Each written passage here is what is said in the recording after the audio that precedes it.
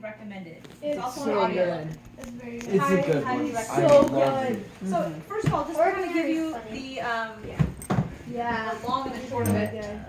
I got to beat my bullet. I'm gonna come up It's here an and take your allegory. seat. Who can tell me what an allegory is? Friends. Everybody wants to take It's a TV show. All right. You guys are also going to want to be taking notes, so listen up. So I'm going to kind of go over the Dream Giver, but not like we've done other book discussions. I'm not going to be going step, this will happen next.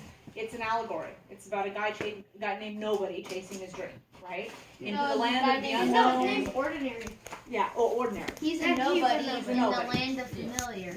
So it's a whole allegory story about how you can find basically your life mission and your goal that Heavenly Father has set within you, and it's a really cool story, right? Getting out of your comfort zone, and it's kind of cool. What I'm going to be doing after reading it again, apparently I read it 18 years ago. I'm going to take pieces of that story, and I'm actually going to share with you guys some tools that I learned from some of my advanced training that I think that you guys will be able to use pretty much the rest of your life, starting today. As soon as you learn some of these things, it'll put a new filter, and you'll be able to see the world and your behaviors and other people's behaviors in a whole new light. And it's really cool. All right, something that I learned. I'm also going to be teaching you something called hierarchy of relationships. We're going to add another cool filter that you'll be able to use. And it all comes back to a lot of the truths that you learned from the Dream Giver. So you're going to want to take notes on this. And they're actually kind of basic drawings. They're not like in-depth notes like you've taken before. They're just like a drawing, kind of like she just did a drawing right here. All right? So, cool. And the feather, what does the feather represent? The dream. The dream. The dream. Right. I may actually surprise you guys at the end. See. Wait, the feather. I don't actually wait on second thought. The feather doesn't represent. At first it represents the dream, Yeah, but and then at the end it's his tool. Exactly.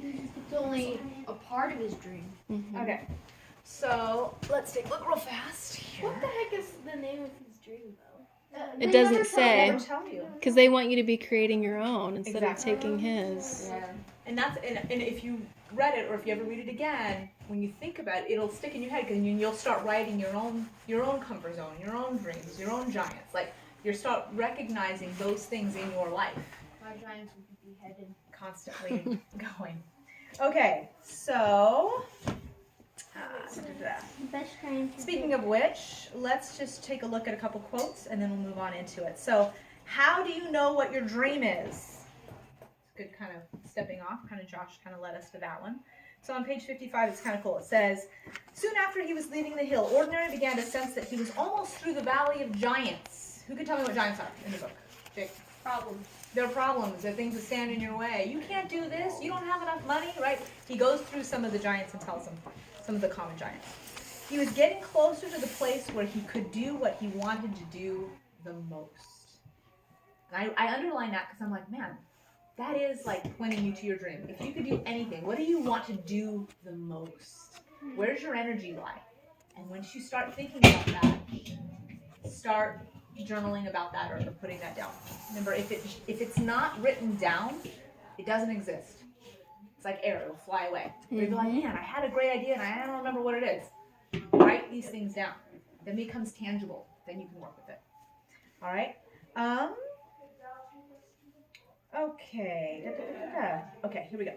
So we're going to start with hierarchy of relationships, and I had put that on page 96. I'm going to kind of read the quote, and then I'll teach you hierarchy real quick. 96. Page 96. I'm jumping around because I'm assuming you guys have already read it. It says, it's talking about comfort zones.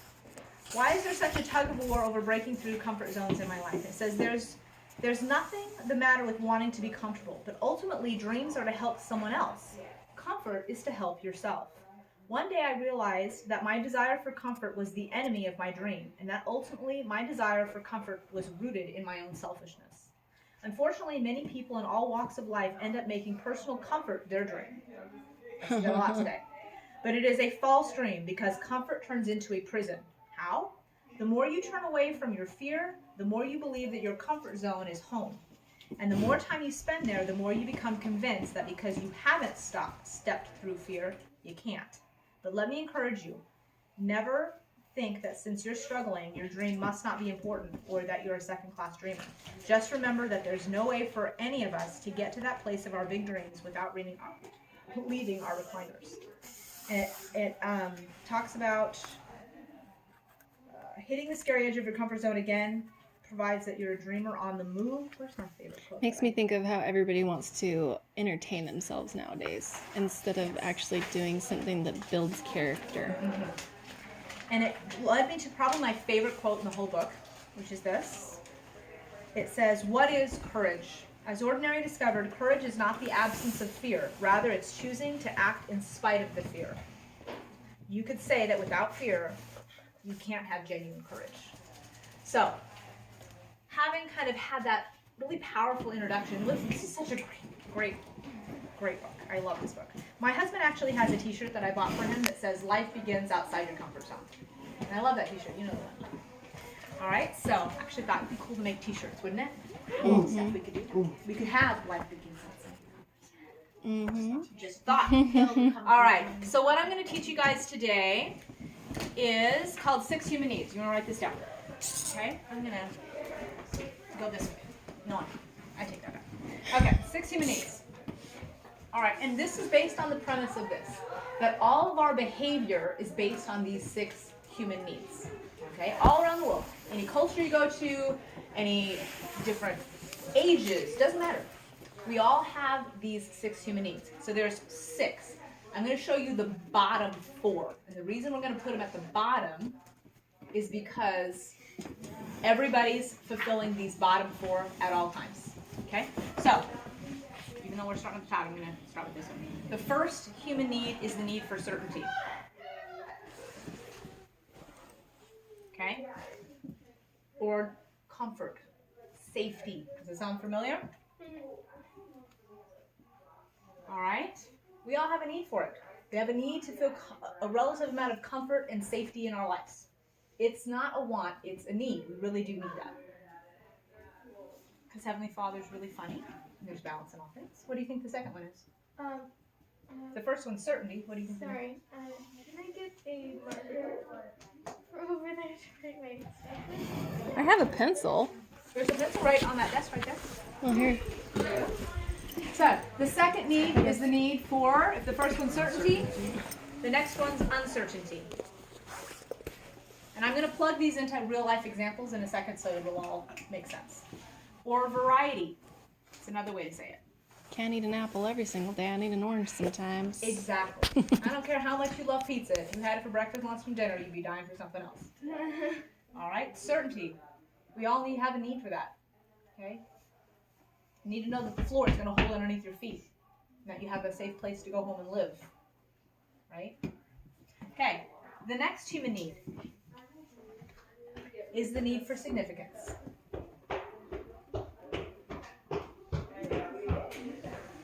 Okay, we all have a need to know that we are important and unique in some way.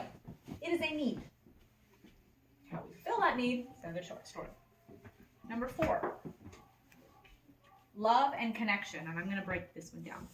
We have a need to love and connect. Okay? Love, though, and I'm going to kind of put a little caveat here. Not everybody goes for love. Any ideas why? Yeah? There's risk. You can be rejected. You can have your heart broken. It hurts. Trust me. Okay? With love comes risk. If you're not willing to face risk, you'll settle for connection. What's connection?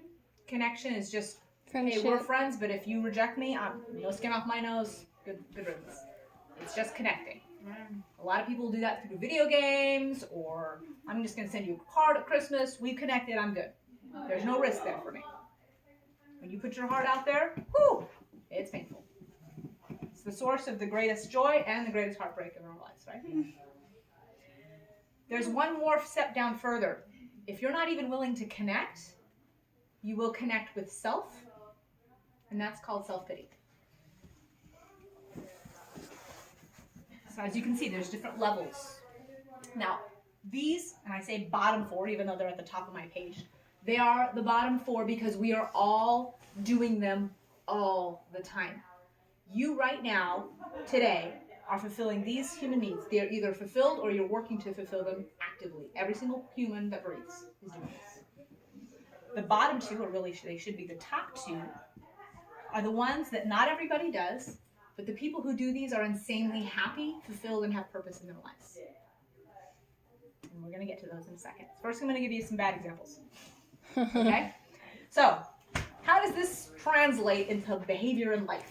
Okay, I'm going to take a bad example. Something like, I look at people that like do heroin and really bad drugs, and I'm like, ugh, how could anyone do that to themselves? Have you ever had somebody behave a way that you're like, why are they doing that? That's insane. I don't understand this. It's because they're fulfilling their needs. Okay, so we're going to take a heroin addict. Probably the worst example I could possibly even think of. Probably something hopefully none of us can relate to. Okay, right? We're all going, why would this person do that to themselves? We all know. First of all, because it's a low-level way for them to gain certainty immediately. They are certain that that drug will work right now. It's not a question. It's not like, ooh, I hope it's this time. No. Every time they're going to get a response. They can, even if their world is falling apart, which for many of these people it is the only way they have to gain instant certainty. Yes? Variety. Instant variety is going to change their state immediately. It's not a, ooh, maybe. No. Even if they can't depend on their family, their home, anything, they can depend on that, and they're going to get a variety. They're going to get a state change. Significance. Yeah. For some of them, they've been ignored their entire lives, and this is the only way that they feel important. All of a sudden, I'm the problem, and everyone's paying attention to me. Next, they're not getting love, but they may be getting connection, and they may be getting a lot of self-pity. So they are connected. That's why if you take a drug addict out of an environment, you have to take them away from other drug addicts, because they will continue to connect. Do you see how this translates for them? Okay, they are getting, now here's the other thing you have to know. Any three of these needs or plus, you have an instant addiction for positive or for good. Instant addiction. So anything that fulfills any three on any level for them, instant. Like for their brain or something, you mean? Yeah, I mean for them in for their behavior. Okay. So if you get 3 out of 4, you're addicted to whatever it is you were doing that helps you for feel positive those or things. negative. I'm going to show you a positive example in a second. Are you guys with me so far? We good? Okay. I'm going to show you the bottom two. What really should be the top two. These two, not everybody does. These ones you have to do purposefully. These ones you do unconsciously. You don't even think about it. These ones you have to be conscious and purposeful. Just like the dream giver is purposely doing those things. Okay? And it's also what Heavenly Father and Jesus Christ touches. Growth. We all have a need to grow outside of ourselves. If we're not growing, we're diminishing. Not everybody does that on purpose. Some people will actually skirt growth. Any guesses on the last one? Starts with C. Rich. Good. Contribution. We all have a need to contribute outside of ourselves. Which brings us to the dream giver. Remember, he said when you are chasing your dream, it's for somebody else. When you're staying in your comfort zone, it's because of what? Selfishness. Okay? Staying in your comfort zone lives up here. Stepping outside of that, taking that risk. All of that happens down here. Okay?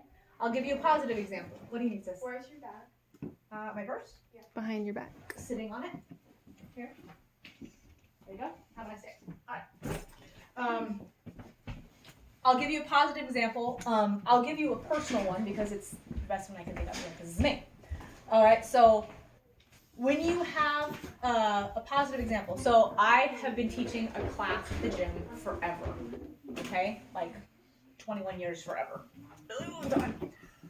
People go, why do you keep teaching that? Why do you keep doing that? No one ever has to remind me to do it. And you have something like this in your life. No one has to ask you to do it. No one has to wake me up to do it. Right? I do it because I love it. I love to do it. I'm addicted to do it.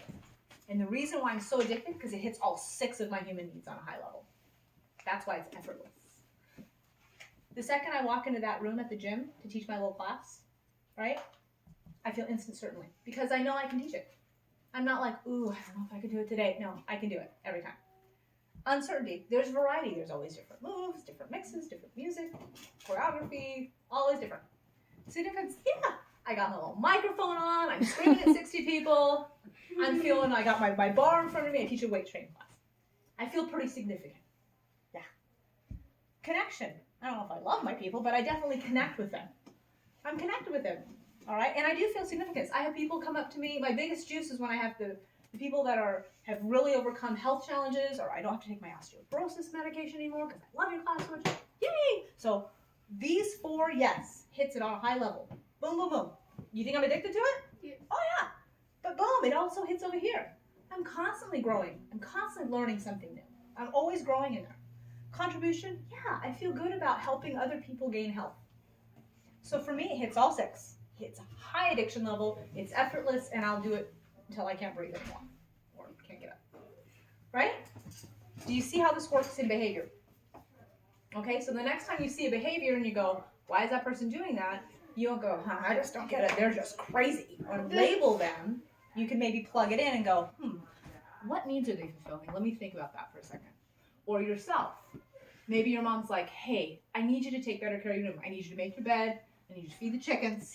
I need you to, feed your pets. I need you to take care of the house. You can be like, ugh, I don't want to do that. Or you can go, you know what? Let me plug it in. Why don't I want to do it? And why might I want to start? Oh, you know what? Can I do that? Do I feel certain that I can clean a bathroom? Yeah, I know how to do it. Yeah. Is there a variety in it? Not really. It's the same bathroom. But yeah, maybe I can mix up a little. Maybe I can put on some music and give myself some fun variety while I do it. Okay, cool. Maybe I can add some variety in for myself. You can tweak your behavior purposefully so the things you don't necessarily want to do behavior-wise all of a sudden becomes you do it and live life on purpose. And you fulfill the needs that you need to fulfill. Maybe I don't like exercising, but I don't get kind of lonely, so you know what? I'm gonna connect with someone while I do it. Maybe I'll have a workout buddy because I like to connect in that way. Right. You see what I'm saying? So being aware of this will give you a new filter for your behavior. Okay? Any questions on that? Okay. Next. How are we doing on time? Sorry. 11:02. Okay. I'm zipping through it because I don't want to run out of time for whatever else we need to do. 11:30. We have a half hour. Oh, okay, good. Then I have to breathe for a second. Okay, so the next part of the book we'll look at. Do you see how this can be useful in your life? Hold on to this and come back to it. It's a really cool thing. It's to kind of look at yourself and look at other people too. Oh, interesting. Not that you know, but you can take a more educated guess, right? And you can ask more intelligent questions to that person and maybe understand yourself and that other person better. All right, the next one that I'm going to move to, here we go, page 96.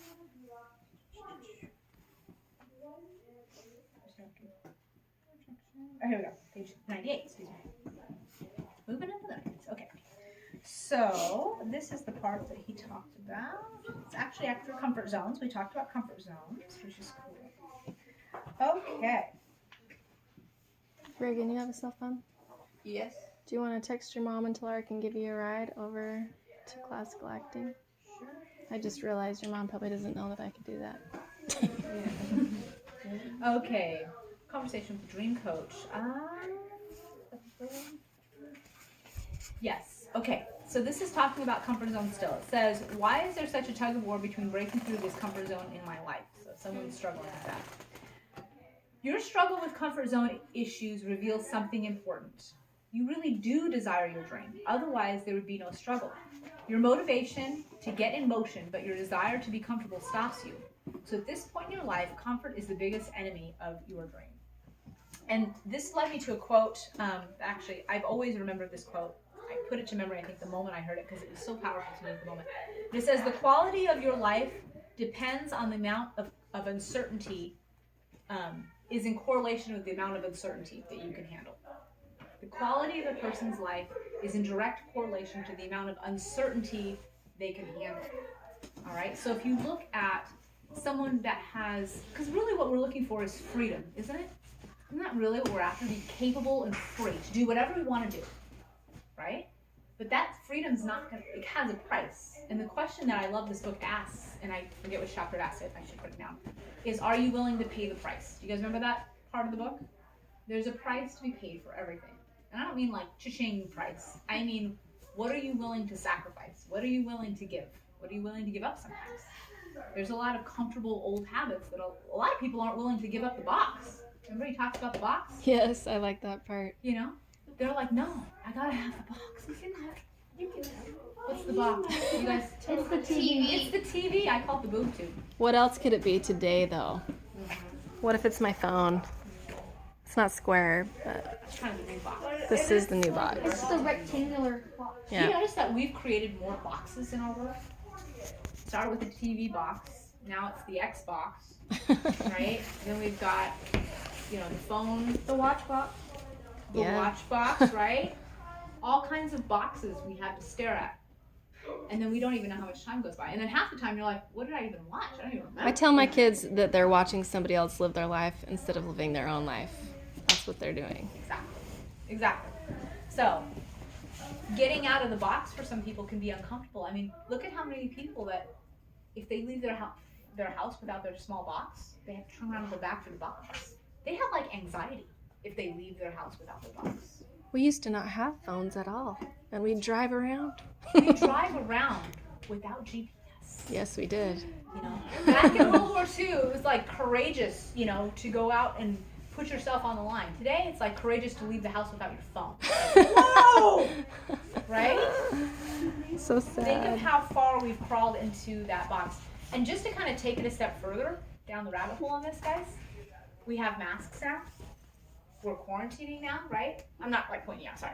But I'm just saying, like, in the world, think of how many more places to hide and comfort zones are now newly being created. I know when I first wore a mask to the store, I was like, this feels weird. Yeah, they're also like encouraged. They aren't, well, of course they're Yes. Yeah. encouraged. But now it's a new comfort zone. Do you see that happening? This new level of box or comfort zone is being created. They even have like actual boxes, like these like big plastic boxes that you can put yourself in instead of wearing like masks. It's like, I don't know what it's called. Box. Wow, taking it to a whole other level. All right, so you can see that people don't have to leave their house for work, for grocery shopping, for normal everyday life, for concerts. Think of how much further we're going inside of that box. And what gets to be used as a weapon? But what is the weapon? What's one of the giants? Getting out of there. Yeah, fear. Remember the wall of fear? There's new walls being created with this. Just to kind of put it on the conscious mind, right? Okay, so it says here, there's nothing the matter with wanting to be comfortable, but ultimately dream. Oh, I already read that. Yes, different quote. Yes. Okay, 98. Oh, that's because I'm off the page. Sorry, guys. Oh, here we go. Okay. It says, it's one thing to wonder what you're going to do the next time you face fear at the edge of your comfort zone. It's another thing to have already decided. I love this. You will immediately benefit from clarity and energy and focus as you pursue your dream. This reminded me very much of a general conference talk. I want to say it's Hinckley. I can't remember exactly right now. But he talks about when you come into contact with maybe peer pressure, someone wanted to offer you something that you know you shouldn't do. And what is it that wise leaders have encouraged or advised us to do? Do we need to make that decision in the moment? What's the wise advice we've been given? Anybody know this? I do. To be prepared. Yes. How can you be prepared? Great, Jade. By putting up your food storage and getting ready for anything. Okay. Well, let's take a real life situation. Let's say someone's like, "Hey, you want to smoke? You want to try smoke?" No. Okay. How do you prepare for that moment? Because in the moment, that could be like somebody you really want to impress. It could be a really cute girl. It could be, you know what I mean? It could be someone that It could you're be like, your I cousin. want this person to like me. Yeah. It could be your best friend.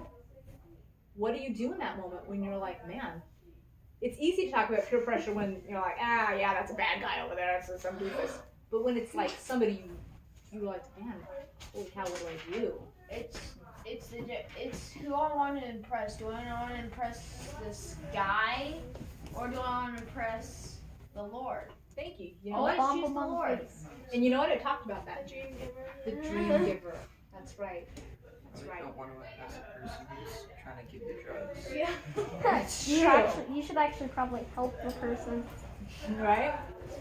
Teach them the 6 human needs. There you go. But Like, you're wanting significant. No, I'm just kidding. All right. It says you will immediately benefit from the clarity of focus as you pursue your dream. Now, it says decide ahead of time. My life changed daily as I decide never again to run away from my comfort zone fears. When you think about it, stepping through fear is a small price tag for a big dream. That one step we face many times in our lives must be the universal price tag God had in mind. I think God wants to know whether we really want the wonderful gift of his dream in our life. So, will you make the same commitment I did regarding the comfort zone? Will you commit to never again running away from the wall of fear at the edge of your own comfort zone?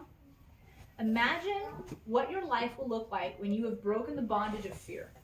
You will spread your wings in new ways. You will feel the strength and peace you need to accomplish great things. You will move among people and situations with confidence and grace. You will touch many lives in powerful ways, and you will never again retreat from the future that you really want. Your dream can look that good, and it will.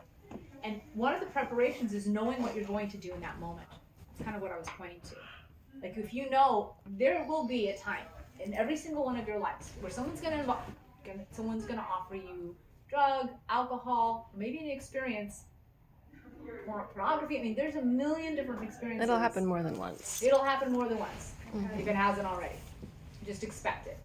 And that's the thing. When you are proactive in your thinking and what you already know you're going to do in that moment, then you don't have to scramble in that moment. You're going to be like, no. You'll be like, yeah, it's not for me. You know? It's okay. You know, and know what you're going to say. So he says preparation. So we're going to talk about, because he talks about who you want to please, right? Is it the dream giver, aka Heavenly Father, or is it that person in that moment? So this tool I'm going to show you is really cool. So I want you to make some concentric rings on your paper, kind of like tree rings, but leave some space in between your rings. So we're going to make 1, 2, 3, 4, 5, 6 rings coming out. And this is called Hierarchy of Relationships. This is a really cool tool, and I didn't even really fully grasp how awesome it was until years after I'd learned it. I learned it cognitively, and then I got burnt, and then I'm like, I would have just used that. Man, saved myself a lot of pain and a lot of other people pain, energy. So this is a very useful tool. You said 6 rings? Yep. I'm going to start with, I'm going to actually make mine some different colors. Because I can. Sorry. Because that's my business. You should write your color markers down. Okay, here we go. I got brown. We'll just go for it. Okay. All right. So this is called Hierarchy of Relationships. Now, what this is a tool. This is what you use to think of all the people in your life. And some people you haven't even met yet. So I'm going to go through them. I'm probably just going to write the letter. So the first letter is C for cabinet. All right. Call it your cabinet. Is it N-E-T or N-I-T? E.T. Thank you. For some reason I write on a board I can no longer spell. Cabinet. The cabinet are the people in your life that, how can I say this? You trust the most. They're the people in life that if you're having a bad day, you call them. They're like your executive council. You're an executive counsel. They're that person that, you know what, if you're crying and in the fetal position at 3 a.m., you're calling that person. You will not be able to name many of them. Okay? If you are naming 10, then they're not all cabinet members. You can, if you're lucky, at the end of your life, you can name them on one hand. If you're lucky. If you have no one in this, you always have 2. Heavenly Father and Jesus Christ will always be in your cabinet. Because they always have your back and they always have your best interest in mind. Every single time. No question. Okay? So, your cabinet. By the way, no one deserves to be in any of these categories, and these are fluid. They can move. Someone that may be your cabinet member, you may just have met them yesterday, but you don't know them. Okay? Cabinet. Okay. Your next one out is your peers. Peers out. Peers are what I call people, and there's different rules for different ones, and the rules are yours, by the way. Peers are people that I can pitch and catch with. Okay? They have the same moral level that I have, or higher. Okay? People I look up to, people I can pitch and catch with, people that I know have my back. Okay? They're pretty close to me. They may be a cabinet someday. If they're, they may flow back and forth. And there's a lot of rules, by the way, and we'll talk about rules once we go through it. Okay? Next one. These are friends. Hey, I got all kinds of friends. I got friends at gym, I got friends at work, I got Commonwealth friends, I got friends from high school, I got friends that I don't even know. I've got personal development people friends. I got all different groups of friends. Friends are awesome. Friends. But you have rules with friends. Now I want you to keep in mind rules as we're talking about them. The higher you go, the more rules there are. Like, you can't be in my cabinet and lie to me. Like, you need to be brutally honest. Like, I had a friend, she's like, girl, you need to color your hair. I'm like, you're right. You're a true friend. Because they'll be brutally honest. Then I'll be like, girl, you look good. No. They know. They're honest. That's one of my rules. Maybe for you, you need somebody that kind of is kinder to you. I'm like, give it to me straight. Tell me I have spinach in my teeth, please. Okay? So, cabinet, peer, friend. Next one out. You need to write. What do the friends do? Those are your rules. You forgot Remember, to for write friend. each one, you have rules.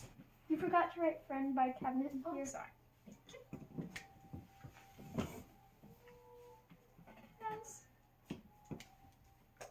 Okay. Next one is, yes. And for something that I can't remember how to spell this right now.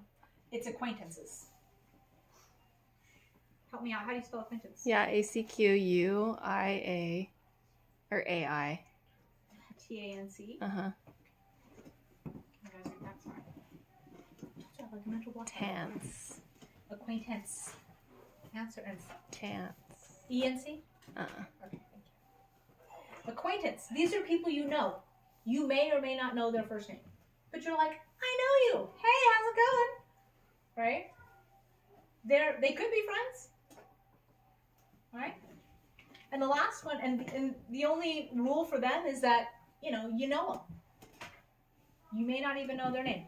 The last person, or the last grouping, are just straight up strangers. Their only rule is they have a heartbeat, and you haven't met them yet. They have to be alive, and you don't know them. Wait, that's only 5. Sorry. I lied before them. So we just have this extra ring for